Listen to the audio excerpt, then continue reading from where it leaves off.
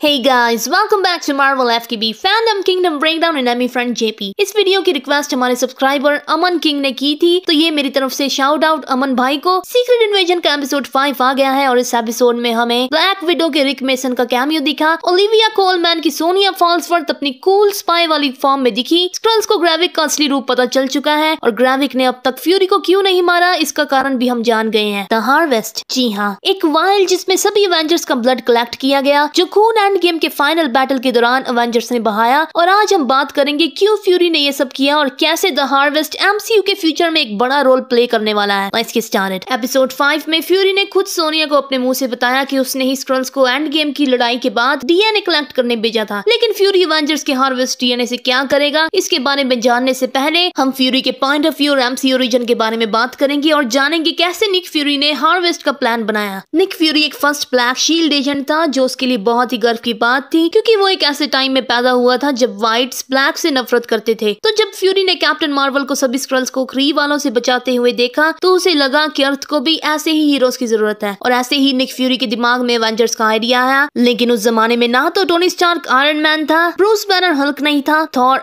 Ash gourd में था और कैप्टन अमेरिका दुनिया के लिए मर चुका था। और उस जमाने में जो हीरोज अवेलेबल भी थे, जैसे हैंक पिम, वो भी रिटायर्ड था। इसलिए फ्यूरी ने कुछ स्क्रल्स को इंसानों में रहकर अर्थ को प्रोटेक्ट करने की जिम्मेदारी दी, जब तक फ्यूरी उन्हें रहने के लिए एक नया प्लेनेट ढूंढ कर नहीं देता। और जब तक हमारे सुपर हीरोज दुनिया में नहीं थे, तब तक फ्यूरी ने एक बड़ी मुसीबत आने से पहले ही एलियन टेक्नोलॉजी, हाइड्रा के हथियार और बहुत कुछ इकट्ठा कर लिया, जिसमें स्क्रल्स ने उसकी हेल्प की। और फिर अचानक एक दिन टोनी स्टार्क एक असली सुपर हीरो बनकर दुनिया में आया और थॉर की इवेंट्स में डिस्ट्रॉयर, जो एक एसगार्डियन हथियार था, उसने तबाही मचाई और फ्यूरी के इरादे और ज्यादा पक्के हो गए। और उसी टाइम फ्यूरी ने आर्नेम जोला के एक्सपेरिमेंट्स को रिक्रिएट करके हाइड्रा की तरह टेसरैक्ट से चार्ज होने वाले हथियार बनाने की बात सोची। और फिर 2012 में लोकी की वजह से एक बहुत बड़ा एलियन थ्रेट अर्थ पर आया, जिसके लिए फ्यूरी प्रिपेयर था और फ्यूरी का एवेंजर्स बनाने का प्लान कामयाब हुआ। लेकिन कैप्टन अमेरिका विंटर सोल्जर के दौरान फ्यूरी को पक्का विश्वास हो गया कि हीरोज के अलावा इस दुनिया को कोई और बचा नहीं सकता। जहां हाइड्रा को रोकने का काम फ्यूरी नहीं कर पाया था, वहां वो काम कैप्टन ने किया। लेकिन एवेंजर्स बनाने के बावजूद फ्यूरी एवेंजर्स की हेल्प के लिए आता था और बिहाइंड द सीन्स काम करता रहता था। इवन फ्यूरी शील्ड के अलावा स्वॉर्ड को भी कंट्रोल कर रहा था। और फिर अचानक कैप्टन अमेरिका सिविल वॉर के इवेंट्स में टोनी और कैप्टन की वजह से एवेंजर्स अब एक नहीं रहे थे, दो हिस्सों में बट गए थे। और फ्यूरी जिस चीज के खिलाफ था, टोनी ने वही किया, मींस अपनी पावर्स गवर्नमेंट को दे दी। फिर आग में घी बक्की ने डाल दिया और निक फ्यूरी के सपने टूट गए। अब टाइम आया 2018 की इन्फिनिटी वॉर का, जहां थानोस के एलियंस अर्थ में एंटर हो गए। और इस बार भी फ्यूरी को विश्वास था कि एवेंजर्स 2012 की तरह दुनिया को बचा लेंगे। लेकिन जब थानोस की चुटकी की वजह से निक फ्यूरी के सामने लोग गायब होना शुरू हो गए, तब फ्यूरी को दुख हुआ कि आज मेरे एवेंजर्स हार गए। और इसलिए गायब होने से पहले फ्यूरी ने कैरल डैनवर्स मतलब कैप्टन मार्वल को मैसेज भेजा। अब उस बात को 5 साल हो गए और फ्यूरी अचानक वापस आ गया। और जिस फ्यूरी को सब पता था, उसे अब कुछ भी नहीं पता था। वो नहीं जानता था पिछले 5 साल में क्या हुआ। और फिर उसे पता चला कि यहाँ एवेंजर्स थानोस की आर्मी को हरा चुके हैं, टोनी और नताशा मर गए हैं। तो क्योंकि फ्यूरी के एवेंजर्स अब मर रहे थे, इसलिए फ्यूरी ने इमीडिएटली स्क्रल्स को बैटल वाली जगह पर भेजा और एवेंजर्स का डीएनए इस वाइल में कलेक्ट कर लिया, जिसे द हार्वेस्ट कहते हैं। और ये सब होते हुए हम एंड गेम में ऑलरेडी देख चुके हैं। इस सीन में जहां कैप्टन सभी इन्फिनिटी स्टोन्स वापस करने जा रहा था, यहाँ बैकग्राउंड में एक हेलीकॉप्टर कुछ क्रेट्स लेकर जा रहा है, जो डीओडीसी है, जिसे स्क्रल्स रन कर रहे हैं। तो अब आइए जानते हैं हार्वेस्ट को किस तरह फ्यूचर में एमसीयू में दिखाया जाएगा। इसकी मेरे पास 3 थ्योरीज हैं। थ्योरी नंबर 1, शायद फ्यूरी इस डीएनए से मरे हुए एवेंजर्स के क्लोन्स बनाएगा, जिसकी वजह से पुराने एक्टर्स एक बार फिर से एमसीयू में दिखेंगे। कॉमिक्स में क्लोन्स को बहुत बार दिखाया गया है, जैसे स्पाइडरमैन क्लोन सागा कॉमिक में जैकल पीटर पार्कर के डीएनए से बहुत सारे क्लोन्स बनाता है। थ्योरी नंबर 2, द हार्वेस्ट की वजह से एमसीयू में सेंट्री को इंट्रोड्यूस करवाया जाएगा। कॉमिक्स में सेंट्री को सुपर सोल्जर सीरम्स के एक रिक्रिएटेड सीरम ने 1 मिलियन एक्सप्लोडिंग सन्स की पावर दी थी और एमसीयू का हार्वेस्ट भी एक सीरम ही है। और अगर एमसीयू के सेंट्री को हार्वेस्ट से पावर मिलेगी, मतलब इस हार्वेस्ट में कैप्टन मार्वल और थॉर जैसे हीरोज का डीएनए है। रूमर्स आ रहे हैं कि सेंट्री को हम अपकमिंग एमसीयू मूवी थंडरबोल्ट्स में देखेंगे। Theory number 3,